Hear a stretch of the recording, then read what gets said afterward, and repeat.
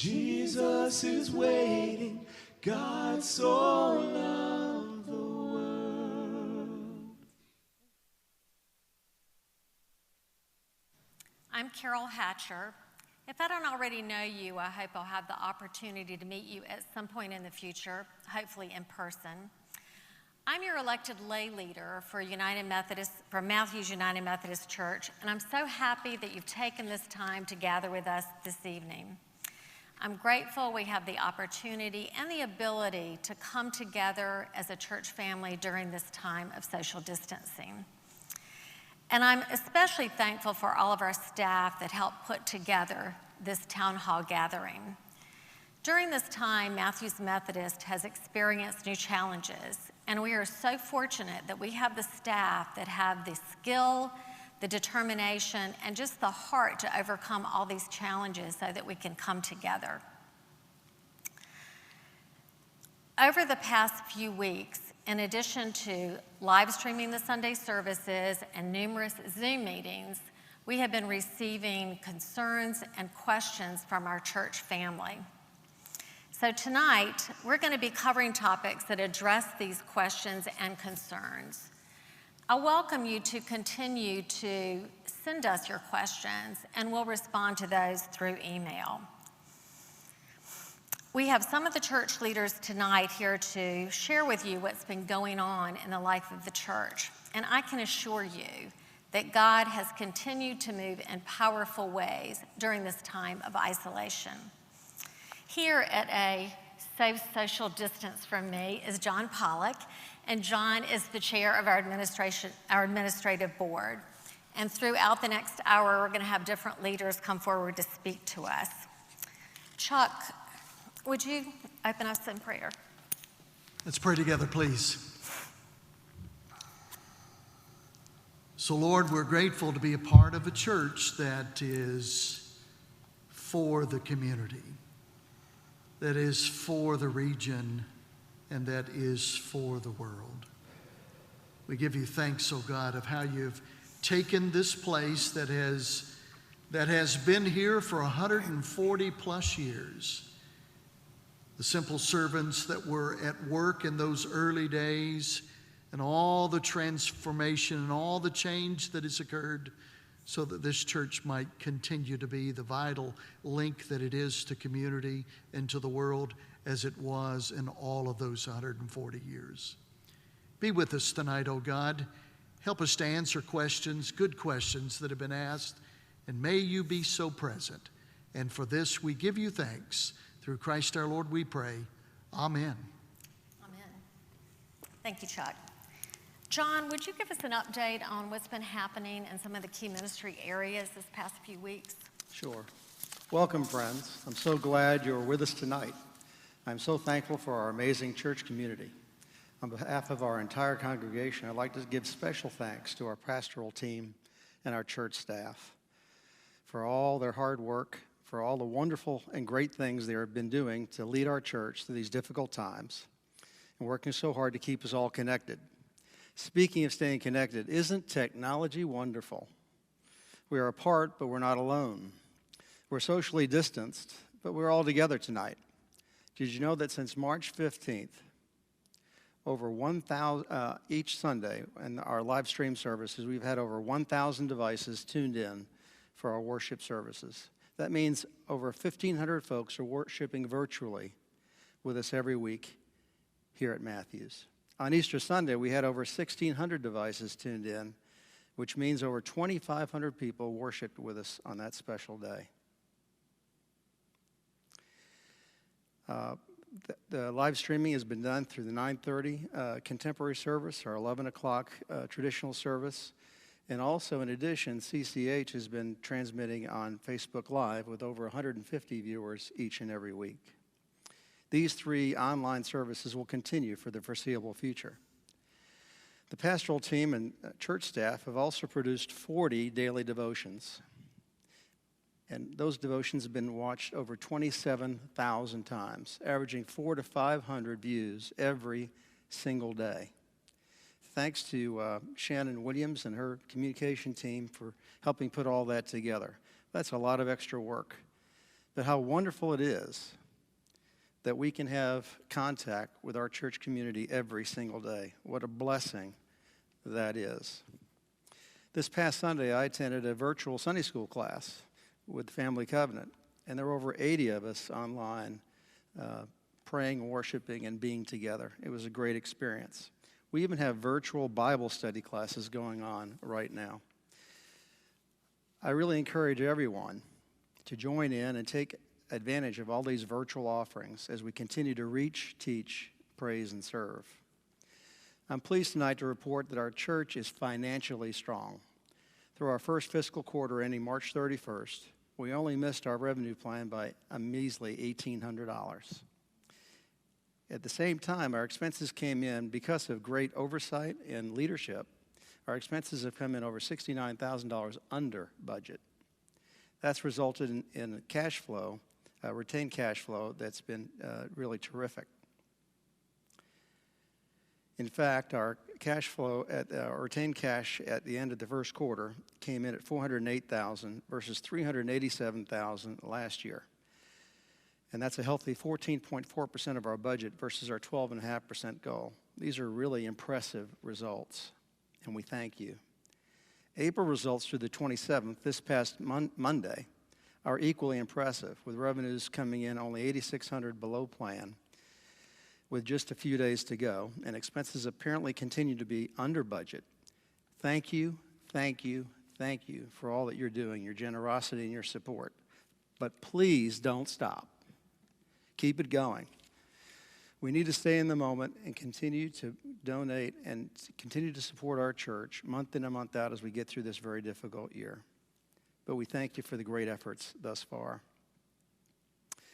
You know, before this crisis began, about 33% of our donations came to us online. This past month, 49% of those donations came in online. Like me, you guys have found out how easy it is and safe it is to donate this way. And I encourage everyone to think about doing that. It's really easy, it's really simple, and it's really safe. The generosity you've shown as a church has been overwhelming, and we are so grateful for that. But we need to continue to hold hands and move forward together as we continue to struggle through these difficult times. I thank you for what you have done, and I thank you in advance for what you will do. I'm also happy to report that our facilities are in great shape. Special thanks to Del Funderburg, our Director of Operations, and his staff for the wonderful job they have done maintaining our church. Now, I haven't been in this church since March 15th, and I must say I've never seen this church shine brighter or be this clean. It's just amazing to see. The trustees have also not been idle. With Dell's help and Lynn Robertson and Gene Minago's leadership, the steeple repair has been completed. The retention pond upgrade is complete. The new fire alarm system has been installed. New light fixtures have been installed in the narthex, and I hope you saw that through the pictures in the roll that happened at the beginning of this meeting. We also have new welcome mats at our entrances. In addition, we had some damage because of the recent storms and tornado, and those repairs are going to come underway. We had some damage to the roof, to our HVAC system, and also to the children's playground. But we have filed a claim with our insurance company, and that's been approved. So we'll have over $100,000 coming to the church to make those repairs, so we are covered. So those repairs will be happening shortly. Our trustees are also working on a master plan for future repairs and upgrades for our facility that will provide a game plan for the future. The work of our church continues thanks to the leadership of our pastors, our staff, and the many servant leaders who support them. This has been ongoing day in, day out, as Carol mentioned. How special is this place called Matthews? No matter what life throws in our way, we continue to thrive, and we continue to do God's work by changing the world through Jesus Christ, one life at a time. We are Matthews. Now I'd like to turn it back over to Carol. Thanks, John.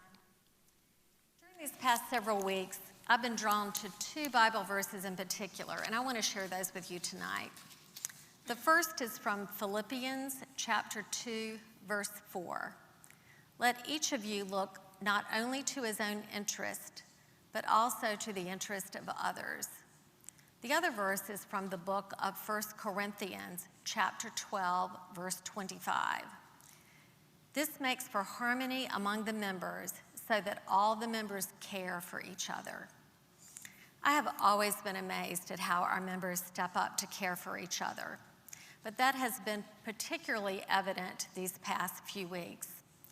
We've implemented the MUMC Calling Connection to reach out to our members. We've had 53 people making phone calls to almost 400 of our members. Now, I'm really excited about this connection ministry, but I am super excited about the fact that we had 53 people who volunteered to help do this. I think that's just amazing. So through this effort, we have reached out to our senior adult members, as well as to those members who are not receiving any kind of communication from the church. We provided the callers with talking points, and in addition to making a personal connection, they were able to let us know if the members had any needs or prayer concerns. And in the process, we were able to update our personal contact information. I've heard just so many wonderful stories that came about personal connections that were made during these calls. And every time one of the callers would share one of these stories with me, I would just think to myself, now this is church. Other efforts have also been made to reach out to our members. Lisa Martin has been a huge help with this effort, and she's enlisted all the adult Sunday school classes to call and check on their members. In addition, age-level ministry staff called their participants and ministry volunteers from nursery, children, elementary, middle school, high school, and young adults, just to check in. Our lay volunteers called our special needs families. They also called our health care and other frontline workers and families we knew had lost jobs during this time. Calls were made to those who experienced births, those who have deaths in their family, or the anniversaries of deaths and loss. Jan Harper began a wellness ministry to help our members navigate through all the information regarding this virus. Pastors made monthly calls to shut-ins and those with chronic illnesses, as well as the normal check-ins with those having surgeries or experiencing a major illness. Meg Moore, our Director of Hospitality and Invitation, called the members who've joined in the past year to check in. And Meg was also able to complete the current new members class by Zoom. And speaking of Zoom, by now, you either love it or you hate it. But it's been an amazing tool in the life of our church. Through Zoom, we've been able to continue with all of our ministry meetings. Sunday school classes have been able to meet weekly and some even more often. Our youth have been able to stay connected with each other and with their leaders through Zoom. And we continue to have Bible studies that meet through Zoom. Some folks have even mentioned that they really love doing Bible study this way in their home. So that may be something that we'll want to look into continuing in the future. Before I turn this over to Pastor Paul, I have a message from Meg Moore, our Director of Hospitality and Invitation. Meg wanted me to share this with you. Just a reminder that invitation is more important now than ever. Community members are feeling the pinch of loneliness and isolation. Let's all actively seek out others and invite them into fellowship with Matthews United Methodist Church, connecting them to activities and encouraging them in their faith walk. Do this through social media, calls, and handwritten notes. What a wonderful church we have to share. Keep the faith. Thank you, Meg, for that reminder. Pastor Paul, if you'll share with us some of the other ways our church has been impacted during this time. Thanks, Carol, and thanks, John, and thank you, Meg Moore, for that great note. You know, a number of us know that there are a lot of people who are not church people, They weren't born that way. They weren't educated that way. And we know it's difficult for some of them to make their way into a building this size that's this beautiful and can be intimidating to a first-timer. But sometimes it's easier to join online, to visit and to do that you would normally do in person. So I think it's a great time for Meg to remind us that this is an even greater time to invite people to overcome their hesitancy and to come and peek in through virtual reality, if you will, and take a little glance at what it might be like in here. So I appreciate that. And I was just thinking today that I don't know how many times, including myself, we've all said the church is not a building, the church is a people, and that the building is really where we come week in and week out to see each other, but to become equipped, to be inspired, to go out and share the word with the world. And that, I don't think we ever expected to be tested like it was starting about 5 weeks ago when we had to find out, as Carol says, is this church? Can church exist if we're not all here together at the same time? And the answer is absolutely. In fact, the church has been at its best, some of the best I've ever seen it in these last 4 or 5 weeks. So I appreciate all the information that Carol just shared, for all the people who've jumped in and pitched in and made church happen outside these walls and virtually and around and on the telephone. And I also want to express my deep, deep appreciation for the number of you who have called and sent us texts and emails and left letters and cards in our boxes, who basically just said, we want to make sure that you all as staff are doing okay. How are you doing? What's morale like? And so I want to tell you not only how much we appreciate your concern because you have been church to us, but also because it reminds us how much we need to care for one another. Your staff, I think, is doing as well as we can be expected to do. Some of us never thought we'd ever be working remotely on a regular basis, and yet, because of the way God created us, we are adaptable. We may not like it. We may grumble from time to time, but we as a race, as a people, are adaptable. So we're adapting as staff just as you are at home, and many of us face the same struggles that you face. Some of us have kids in the house who we have to become teachers for and playground directors for, and we have to become cooks and bakers and housekeepers, and we have to do our job in all of that. So given all those things, we're doing, I think, as well as we possibly could. We just miss one another. We miss the fellowship that we share as a staff, and we miss all of you. We love to look out at the pictures, but we know they're just holding your places. So I want to thank you for those expressions, to let you know the staff as well. And as far as I know, as of tonight, no staff member has contracted the virus. And so that's a blessing in and of itself. The church community has some extended families who've experienced that. And maybe more touched than that have been the families who've been touched by death, not necessarily connected with the virus, so there's been one of those, but just the things like weddings and funerals and baptisms and all the other activities in addition to worship, those have had to be postponed in many occasions, and that takes on a whole nother level of pastoral care and connection with people. And so for all those things, I appreciate your concern. And I also want to let you know that the question we get more than anything else these days is, when can we open church again? And I was listening to Jill Schlesinger, who's a business consultant for one of the major networks, who said the other day that from her perspective, our country is in the second phase of a 3-phase movement. She said, first of all, we were in triage when we found out what was going on and we began to adapt to it and hear it and process it. She said that phase also included the gearing up of our medical facilities, people having to make decisions about, could we work remotely? How do we do life? How do we do work? How do we do school and home? But she said now we're beginning to enter this second phase, the transitional phase where we talk about what can reopen, and when it reopens, how do we do that, knowing that there will be a new normal. There always is after something major happens in our society. And so I'm working now to look at the best information we can find from the CDC and the NIH. We're looking for information from our bishop about what he and his cabinet think we should do about when to open church and on what level. We're also talking to the very best of the medical professionals that we have access to.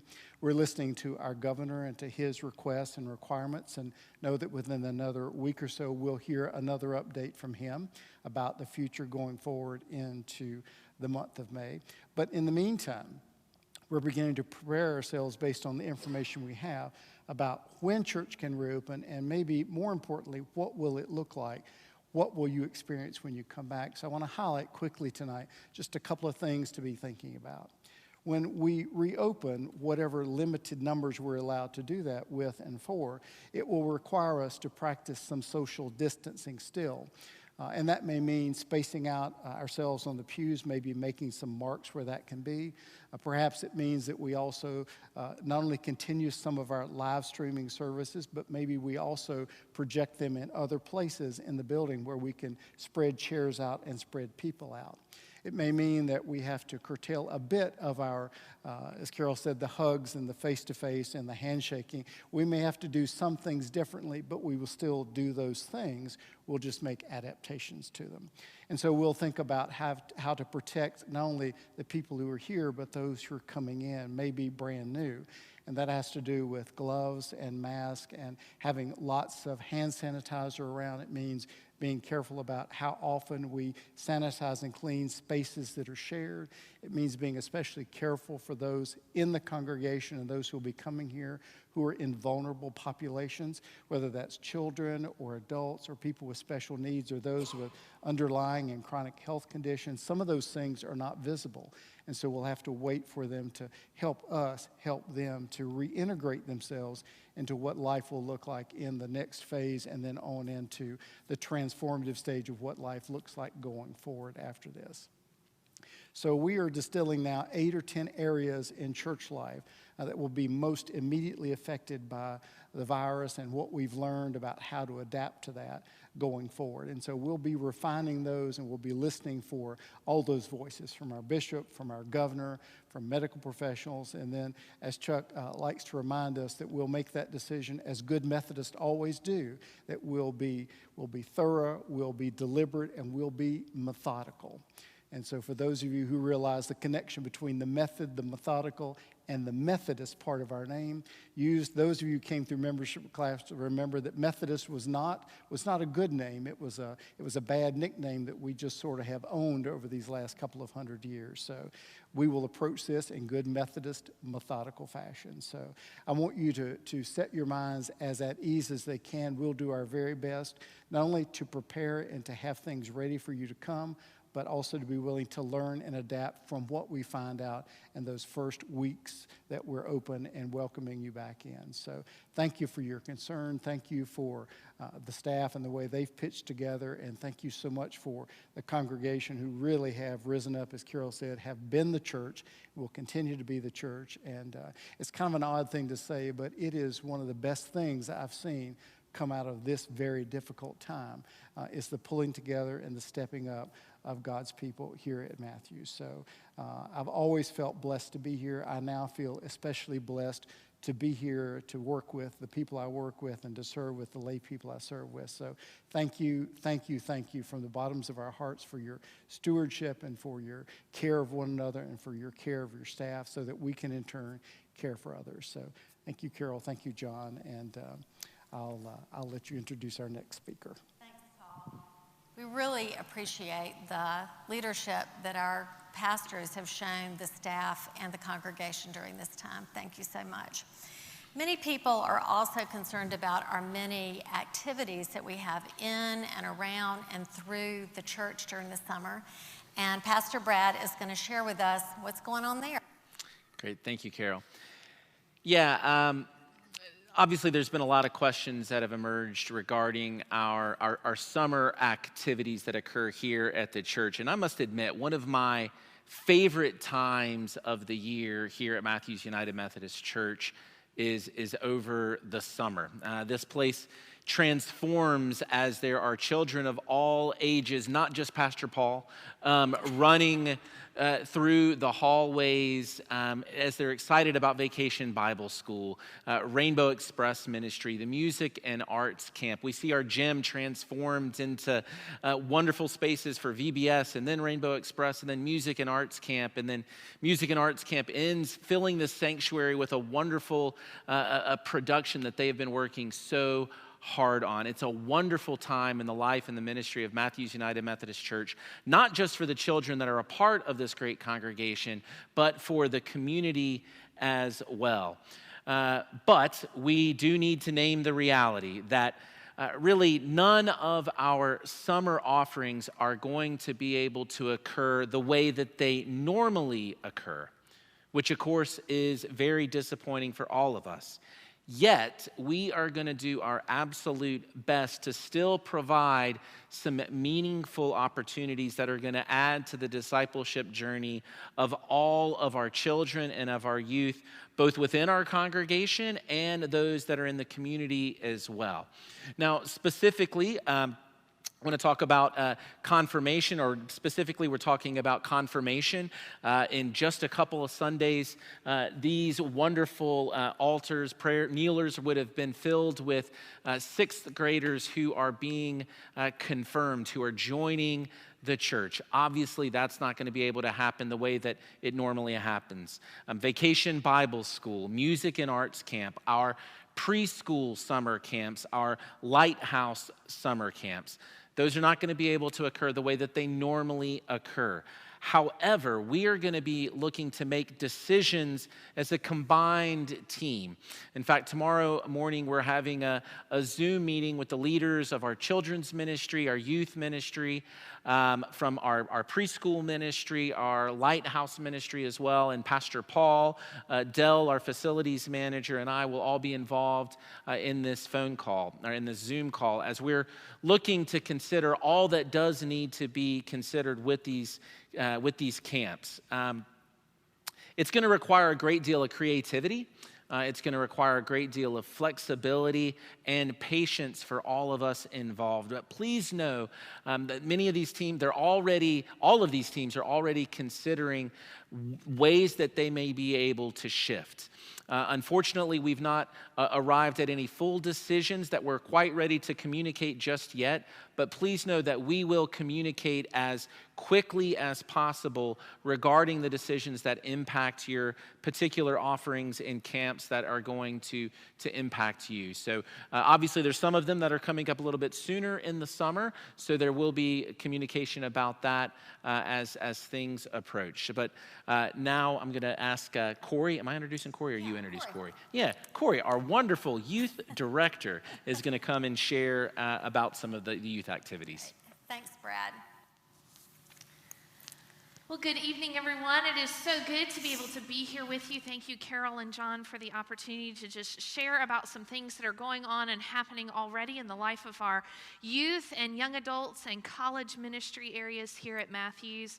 It's obviously, we just kind of hit the ground running right after we found out that we were going to be doing this thing called social distance, which if you've ever hung out with a bunch of teenagers or kids, that's really challenging because they do really love to be gathered together. And I know any of our youth who are watching right now, they're nodding in agreement with me. But it has been absolutely awesome to see how our youth families, our young adults, our college students, all of our leadership who's involved in those ministry areas, just the ways that they've kind of jumped on board with our United Youth staff team and embraced kind of this craziness that we find ourselves in now, and doing a lot of our program and opportunity for connection virtually. So right now, Monday through Friday, both the United Youth Ministry and our young adult ministries has either challenges that are being offered on a daily basis or an opportunity for connection. In fact, right now, both of those ministry areas are a part of our live Wednesday prayer time. So ever since this began, both our United Youth and our United Young Adults joined together for a 30-minute time of prayer every Wednesday evening from 7 to 7:30. They do this online, virtually live, and anybody can join in and participate. So they are currently doing that right now, so our prayers are with them as they are gathered together. But also, we've done some absolutely wonderful, fun things in partnership with our our families, like as a whole family. We've recently just did a quarantine family bingo, which was filled with lots of challenges and opportunities for them to complete and win a prize. And if we know anything about a lot of our folks here at Matthews, we're competitive people here. We like to win, and even if it's a box of candy, we are all in for whatever it might be. So we've had a lot of fun with that, to actually see our youth and their families working together through this season. It's been a blast. Last Saturday, in fact, we hosted a Serve at Home Day because we knew how important it was to our students to live this lifestyle of service, even in the midst of social isolation and quarantine. So youth all over North Carolina and South Carolina, some of our students are at other homes that they have right now, and they were serving wherever they were as a whole family. And the best is seeing the pictures where even their pets are a part of the serving experience with them. So we just had a lot of fun doing that this last Saturday, and we're looking forward to some of those coming up again in the weeks ahead. We've also had some wonderful opportunities where our small group leaders have continued the ministry work that they said yes to from the very beginning of this school year. Our small groups and our youth group meet virtually online on Sunday evenings. We go live at 6:30, Rob, Elizabeth, and myself for 30 minutes. Generally, it involves some kind of crazy game where one of us looks ridiculous. So we hope that you'll tune in and enjoy some laughter with us on that. But then, after that, our student ministry, all of us head off into our small groups. So we have 45 small groups that all meet from 7 to 8 o'clock on Sunday evenings through Zoom, which we are so grateful for Zoom. It has really allowed us the opportunity to stay in connection with all of our students and with their families throughout this season. And any of our youth who haven't been able to participate with us, we've reached out through care packages and missed you cards, and just constantly trying to stay in the best connection that we can with all of our folks. But I know that many people are hoping that I'll share some updated information around some of our summer ministry. As Brad just said, summer around this place is really the thing that myself and my whole team, we look forward to above all else within the year. And I know that our youth are anxious to hear kind of what's coming their way for their summer. And there are a few things that I wanted to go ahead and share that we do know some kind of hard fact information about. One of those things is that Matthews United Methodist has an incredible scholarship ministry here as a part of celebrating anybody who is graduating high school off to college or a college already in college student, or even a graduate study student. And so we are going to be able to continue to provide the scholarship application process here at Matthews for this year. Those packets will actually be live and available for you to download on the youth website starting on May the 4th, so next Monday at 5 p.m. They will go live on the youth website, which is youth.matthewsumc.org. You can go there, you can download the application, fill it out, see all the criteria and all the information you need to be able to apply effectively. And then you are going to send that packet back to me by May the 30th. And we will need all of those packets in hand by the 30th by 8:30 p.m. that day. And this year, we are going to allow for applicants to submit their application by email. Typically, that has not been something we've done in the past, but we want to try to accommodate everybody being able to send in their applications and information, so they'll be able to do email as a part of that process this year. Also, our graduates, our 2020 graduates, I know that they have so many things that they are feeling right now. This is not at all what they or their families thought that they would be preparing for. They thought they were working towards kind of that typical graduation experience and celebration. And the great thing about the youth who are a part of this class is they don't do anything typical, not a single one of them. And so, to me, this is kind of a fun and exciting way to celebrate this class. But we know that many of them look forward to, just like all of us as a part of this community, look forward to our graduation Sunday here at Matthews. And all of our teams have talked. We've had great discussion. And in an effort to be able to provide the best experience that we can for our 2020 graduates, we are actually going to be moving that date for that celebration to August the 2nd. We are hopeful with a little more time, with a little more information from the CDC, from our government, from our bishops, as Paul mentioned, to be able to see a little bit more of what we're working with. But what I can tell you right now is you will be celebrated, both individually and collectively. We could not be more proud of all of the work our high school, our college, our graduate students have done to work to this point in their journey. It's just so exciting. And Matthews, no matter what, even if it doesn't look the way it's always looked, we will still celebrate with you because we could not be more proud of you. And finally, I want to make sure that I mention a little bit of information around our summer mission opportunities, as I know that our students, they just love the chance to be able to serve together. Those of you who are in 7th grade that are watching, or our 7th grade family, you know that we've already had to make the difficult decision to cancel our Rocks Mission Weekend that would have served here locally in Charlotte. It would actually have been this upcoming first weekend in May. And so we thank you for your understanding around having to cancel that trip this year. But we are looking towards opportunities for them to serve in the future as things begin to open up and kind of get into a new normal. Also, we have had to cancel our Los Angeles mission trip for our young adult ministry. That would have been around the 15th of May this month, and so we've had to go ahead and make the call on that as well. But our senior high and Reach mission trips. So our 8th and 9th grade trip is Reach, and our 10th through 12th grade trip is senior high. We as a team are still diligently looking at a lot of different options for those 2 mission trips. So please be in prayer with us around that. I can tell you that our team will make an announcement about those trips on May the 15th. So if we get more information ahead of that date, we will let you know sooner, but you can guarantee that you will hear something from me by May the 15th around Reach and senior high. Also, Rainbow Express is also a huge part of our United Youth Ministry and our young adult ministry here at Matthews. Lori Little and I are working closely together to figure out how we can be as creative as possible, but also to work in the most safe way possible for all of our campers and our volunteers. And so we will release information about Rainbow Express Camp to all of our volunteers and to our church family on May the 15th as well.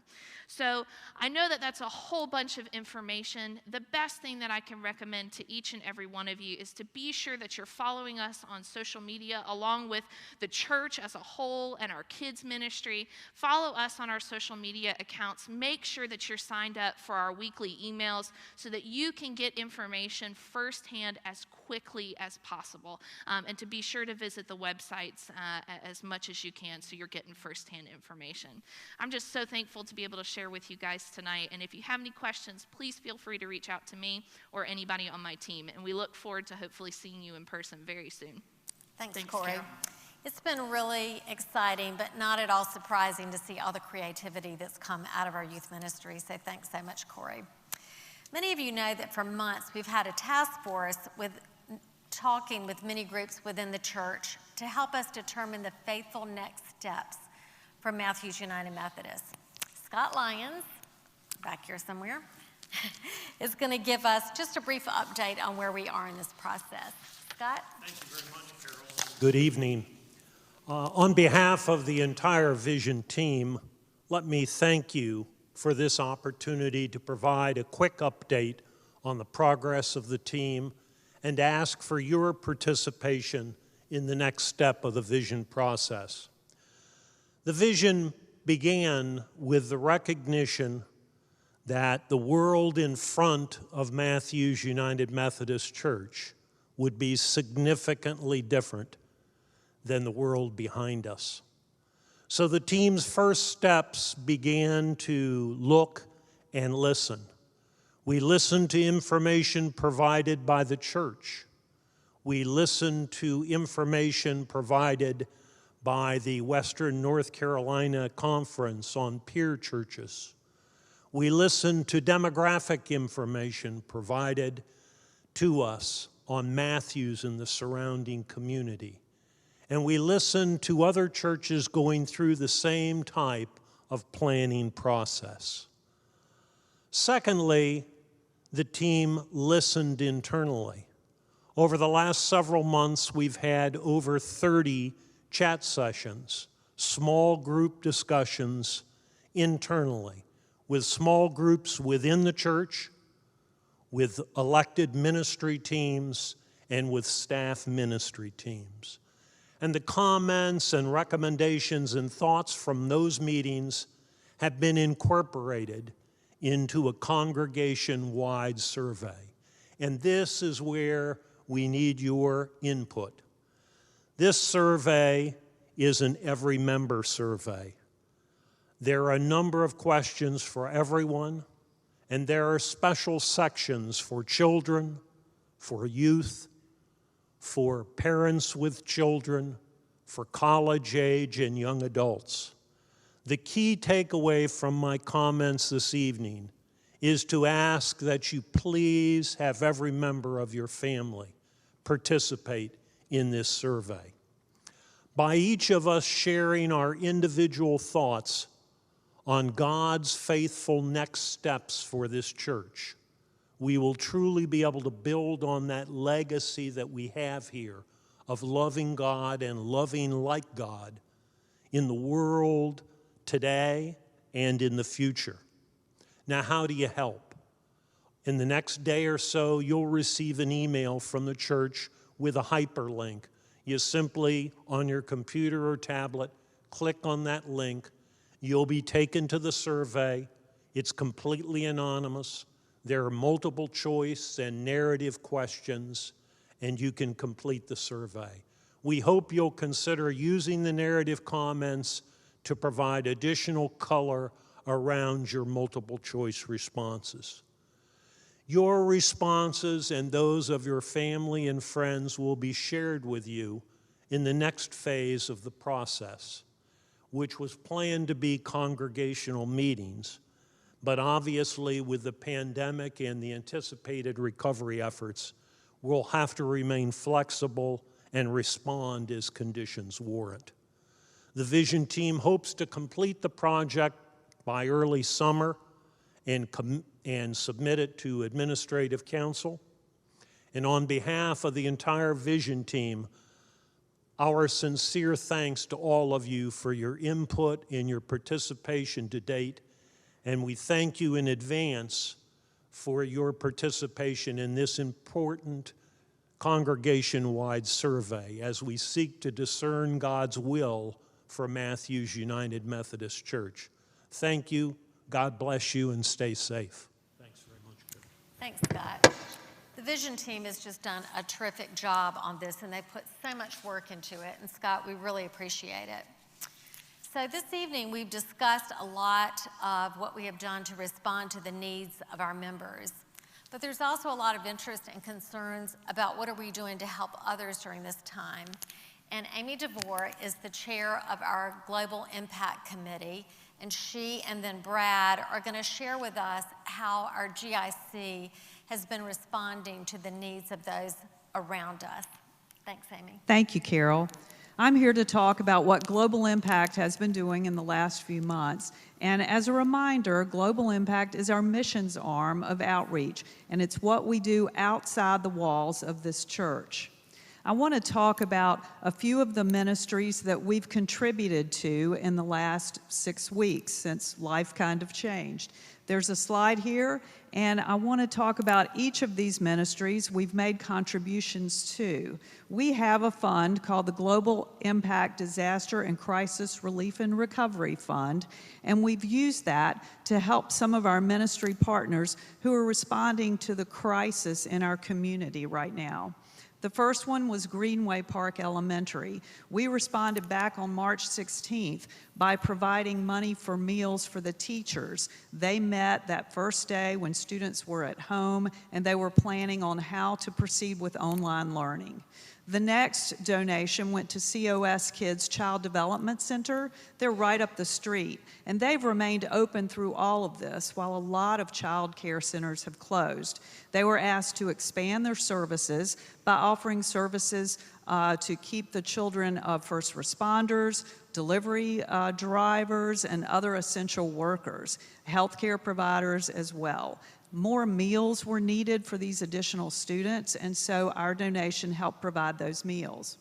The next one on here is near and dear to all of our hearts, Matthews Help Center. It's right up the street, and as you know, they offer a food pantry to those in need. The demand there has gone up 60% in the last 6 weeks. So we have made donations of food and gift cards and grocery bags to help keep people in the community fed and to provide food for their families. The next one listed is Charlotte Rescue Mission. They have outreach programs, substance abuse recovery programs called Dove's Nest for women and Rebound for men. They serve 260 people at their 2 facilities, and again, they needed additional meals during this time. Urban Ministry Center and the Men's Shelter of Charlotte have merged, and you see them together listed as one. The Urban Ministry Center is the group that serves homeless people throughout Charlotte, and they offer them showers, they offer them lunches, and they offer them a place to do laundry. The men's shelter actually offers them a place to sleep. Well, we also have helped provide food and donations for sandwiches for this facility. Their needs have increased to where they're providing 350 to 500 sandwiches a day, 7 days a week, for our homeless friends in Charlotte. These people include the room in the inn guests that we housed during the winter. And now they are living in tents next to Urban Ministry Center because they feel safer living there than on the street with COVID-19. Turning Point is another facility where we've made a donation. That is in Monroe, North Carolina, and it's a shelter for victims of domestic violence. Unfortunately, right now, domestic violence is on the increase, and their shelter is filled to capacity. They have women and children there. A lot of the women have lost jobs due to COVID-19, and the children are no longer in school, so they have increased demand for meals, and we've provided meals there.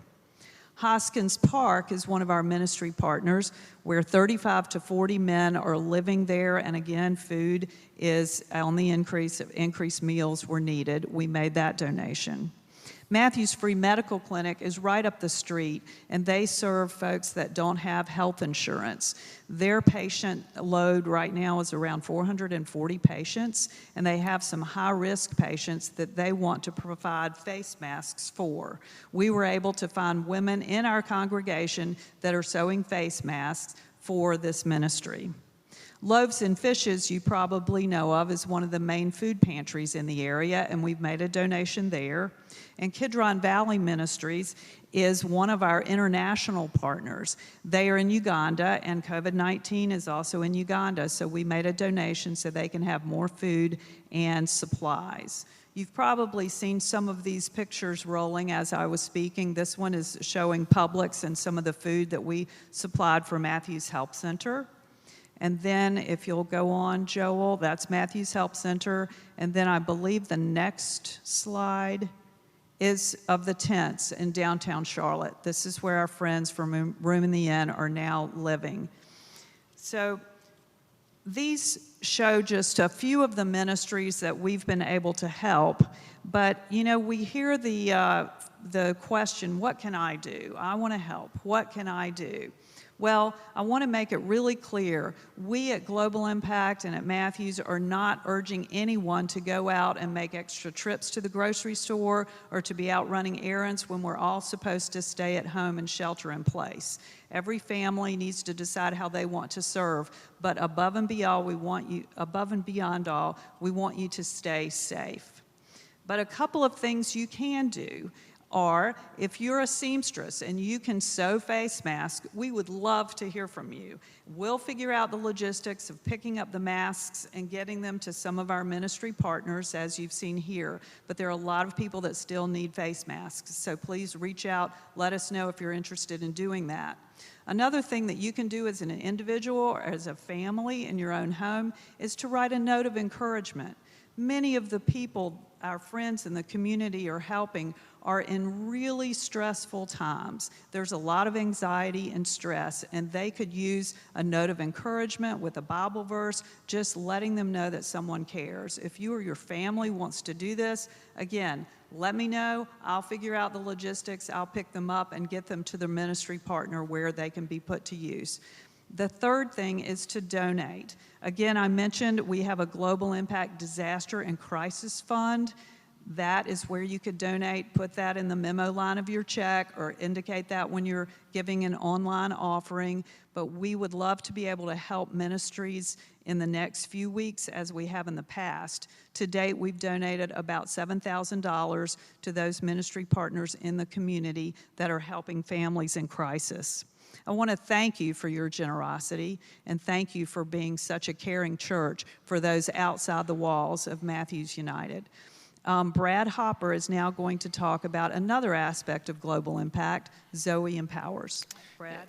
Brad, before you get started, Amy, if we have members who are interested in writing notes or even have their children that are at home with them during this time, do some artwork for people, how would they get in touch with you to do that? If you look at our Global Impact newsletter, it'll direct you to the Global Impact webpage, and all our email addresses are there. Okay, You great. can reach me directly or Brad, and we will return your call and we will pick it up. Again, we're not asking you to leave your home to do anything extra, but we'll meet you and we'll collect everything that you're doing, and we really thank you and encourage you to do that. Right. Sounds like a great art project for some of these kids that are home right now. Thank you. Thanks, Amy. Brad? Yeah, Amy did a wonderful job sharing some of the unique ways that Global Impact has had to engage in response to the virus. But our partnerships continue that have existed for years, and we wanted to take just a quick moment to share about a new partnership that we've been able to develop. So perhaps you all were with us in worship. You remember when we used to be able to gather here together, and Gaston Warner, the director of Zoe Empowers, was with us, and he shared during our Global Impact celebration, and I'm happy to share with you all that we have begun a sponsorship with a group in Kenya. There's 31 households that this impacts, with 94 children, and it's absolutely wonderful. The group has began in January. They've come up with their own name, which is Star Kwa Ngombe. I look forward to asking them what that actually means. But over the first 6 months as they get together, they begin their training process. They learn things on topics of food security, health and disease prevention, business management. They're encouraged in their studies and many other things as well. One of the unique things that I wanted to share that they do in the first few months of existing together as an empowerment group is they assemble what is called a dream chart. Now, as they are doing that dream chart, they name their current reality, which for many of these children, if not all of them, is an extremely difficult reality. So they describe what their current reality is, and they're encouraged to be honest with that. But then on the other side of that dream chart, they then articulate their hopes and their dreams. Then they have the opportunity to share that dream chart in front of the rest of the empowerment group. And what that helps them to do is to solidify it. Once they share it, then the others in the group take time to support them, to encourage them, and to provide them with valuable feedback. But friends, we are a part of supporting them as well. And If you would like, we are able to provide their first names. We have the names of all 94 children. I believe you can link to that on our webpage. And we strongly encourage you to pray for these beautiful children that are created certainly in God's image. We are going to hopefully in the future have the opportunity to send some folks to be able to go and visit this group. It likely is not going to occur in 2020 as Zoe is having to postpone a lot of those trips, but we certainly do look forward to meeting all of these beautiful children in person very, very soon. Thanks, Brad. I appreciate everybody sharing with us tonight. I do want to remind you that if you have additional questions, please don't hesitate to contact the church or email us, and we'll try to get back with you by email. And Chuck, I'm going to turn this over to you. Well, friends, what a neat night of hearing from a combination of your staff and your key laity that are making important impacts all throughout the life of this church. And that really is this ministry called Matthews United Methodist. It's all of us gathering, and then it's clergy that are assisting and guiding and doing the things that we can do to help offer Christ to our world. I want you to hear a prayer. It's a very familiar prayer. I want you to hear it tonight, maybe in a new way.